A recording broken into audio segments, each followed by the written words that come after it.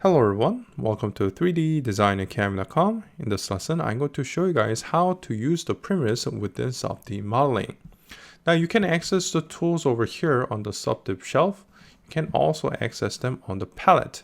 And if you click and hold, you'll see that there are 4 variants. Now you can also use the puck as well. So if you either press Z or B, you'll notice that the primitive tools are available. Now, there are 4 types. So there's a plane, there's a box, and there's a cylinder, and also there's a torus. Now, in order to adjust them, what you have to do is you have to double click on the tool, and you gotta make sure that the window is still up. And while the window is up, you can adjust the numbers like this in order to change the properties of the primitive. Now, you'll notice that there's something a little bit different about SubD primitives compared to a regular NURBS one. And the reason for that is, if I just turn on the CV structure for this one, you'll notice that the box is actually the shape of the cage and not the limit surface. Because the cage is a box, the limit surface, the resulting one, is actually a sphere. And that really changes depending on the number. So right now it's just 1 by 1 by 1. But if I do the same thing and change it to 2 or 3, you'll notice that the shape is a little bit different and it is a little bit closer to a box than a 1 with 1 and 1 and 1. Now, that's however, you'll also notice that the cylinder is a little bit different as well because it's got no caps. And the reason for that is, if I were to fill the hole like this, you'll notice that the resulting shape is a little bit different.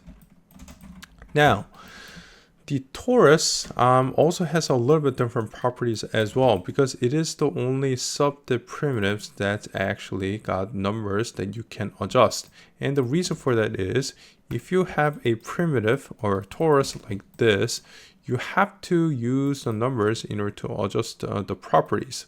So let's say if let's actually make a new one over here. So if I change the radius like this, you'll notice that the shape changing along with it. So it is the only one that you can actually numerically change the size and property with it. And if you look at this one, the minor radius and the major radius, I don't know why it's represented by a decimal point, but if you multiply it by 100, that is the actual numerical dimension that you're going to get. So right now I have a basic torus with curves. So the minor radius is actually associated with the radius of this circle over here, while the major radius is the distance from the center to the center of the ring as well. So if I were to measure the distance from here to here and here to here, you'll notice that it corresponds with the default torus values. So let me just reset this one like this. And you'll notice that if I multiply this by 100, you'll get a 10. And if I multiply this one with 100, you'll notice that it gets a numerical value of 40. So that is how you adjust them. All right, so that's how you use the primitives within subdivision modeling. Thank you guys for watching and see you in the next lesson. Want to learn Autodesk Alias and digital sculpting? Then become a member at 3DDesignAcademy.com, where you'll find hundreds of video tutorials ranging from basics, including curve creations, intermediate level tutorials such as this wheel, all the way to Class A modeling of the entire car exterior. Interested? Visit 3DDesignAcademy.com.